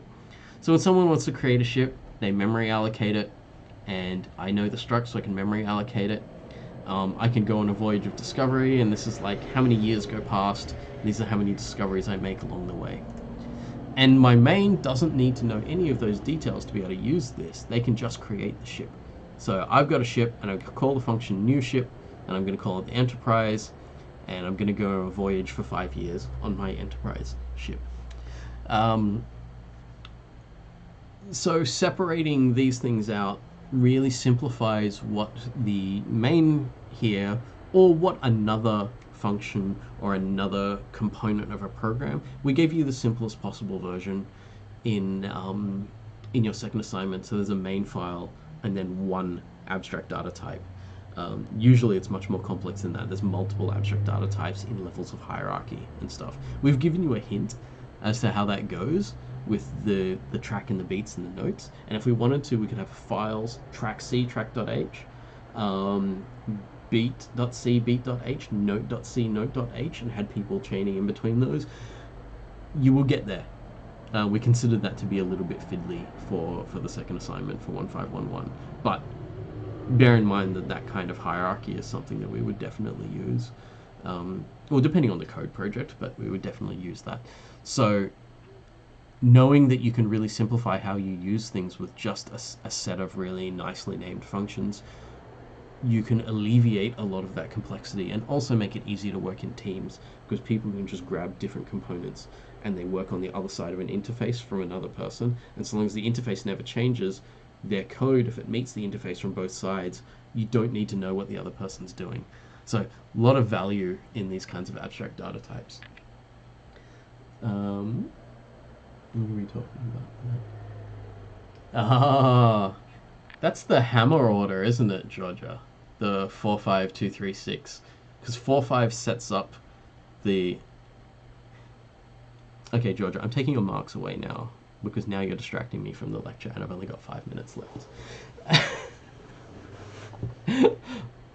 Once we hit 1 p.m, we are going to talk about Star Wars for a few minutes before I wrap this thing up. But I'm going to finish this lecture, because I have like important things I want to talk to you about. Okay, so I finished all the content. So now you're programming. And so I've got a couple of memes here, which are pretty funny. Not sure if I am good at programming. I'm going to move my face here, so I'm not covering up any of the text. Not sure if I'm good at programming or I'm good at Googling. I should say that getting good at Googling is part of getting good at programming. There's actually some beauty in this, the fact that we're doing an open book exam. Maybe if this goes well enough, I might think about doing open book exams all the time, because it's a more realistic idea of what you would be doing when you're programming. When you're programming, you don't program in isolation in a locked room where you can't look up the internet. When I'm programming, I have one monitor with my code and another monitor with a Google window, and I'm just there ready to search things that I might need to know about. You know, if I'm using string.h, I don't bother memorizing all the functions. I go look at it, you know, I just Google it. So there's a lot of that stuff, which is actually good habits. Usually in exams, not somewhere where we try to teach people stuff though. Like, no one learns in an exam. Exam's too much pressure for actual learning. But anyway, a coding meme here. Coding in C, or coding in Python, coding in Scratch, or coding with command blocks in Minecraft. We threatened to do this with the CSE Minecraft server, or even threatened to start a CSE subject, which is coding in Minecraft blocks. I don't know about coding in C and Python, whether like there's a particular hierarchy here. They're just very different languages.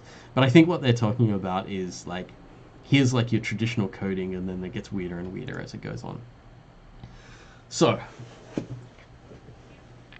talking about programming, I'm happy to say that I think there's going to be a whole lot of people here who can do things with code they couldn't do 10 weeks ago.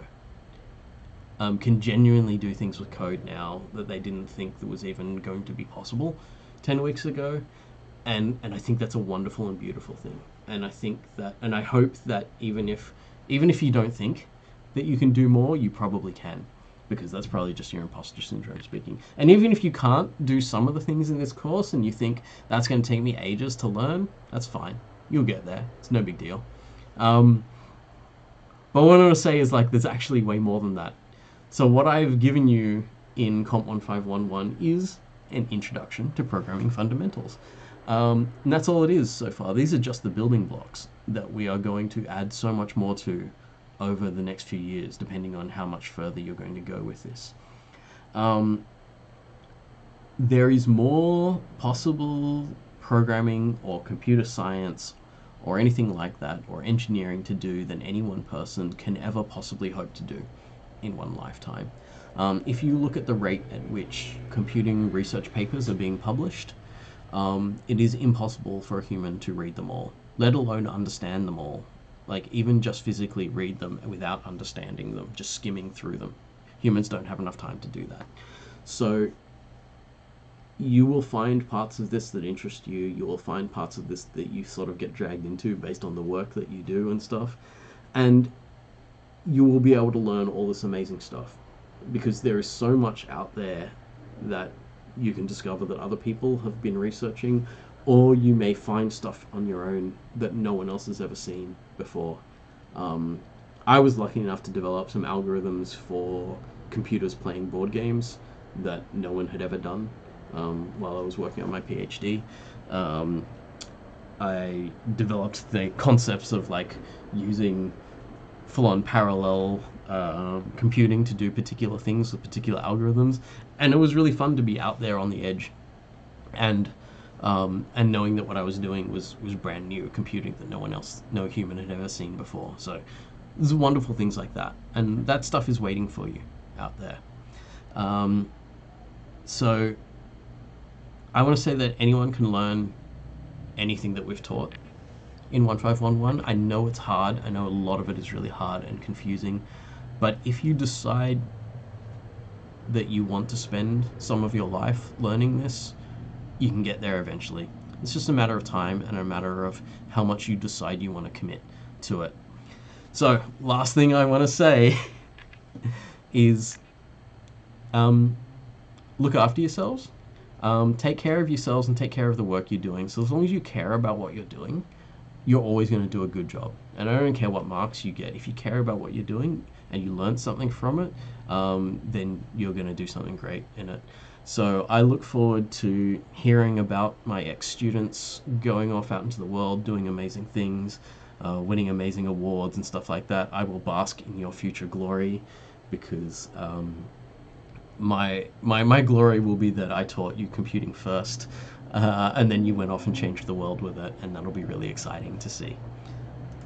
So, good luck, have fun, and that's the end of the formal content for COMP1511. This isn't goodbye, because I'm going to see a whole bunch of you in 1 hour for the study session and things. I will be at least in contact with you a little bit about the exam, but that's going to be a lot more formal. That's not going to be us just sort of hanging out and things. So thank you everyone for everything.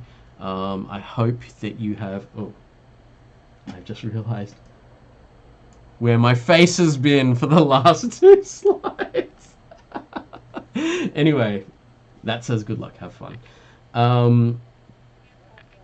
Yeah, so good luck with everything that you do from here.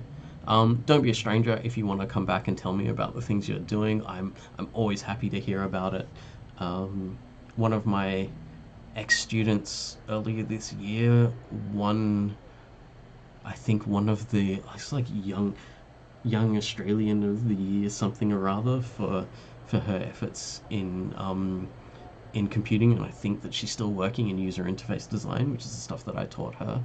So I was really happy to see that, and I hope to hear more things about the stuff that you're doing in the future. And yeah, so thank you everyone for taking part, and thank you for all the thanks that are coming up in chat now and the hearts and things. So it's been great. Let's see if this, oops, that's not a heart. There you go. Yeah, so I hope that you've learned something from what you've done. So it doesn't even particularly matter if you consider like different levels of success and stuff like that. I want you to have learned something regardless, and I hope that comes through. Oh, let me see if Chicken's still around. Chicken? No, she's not.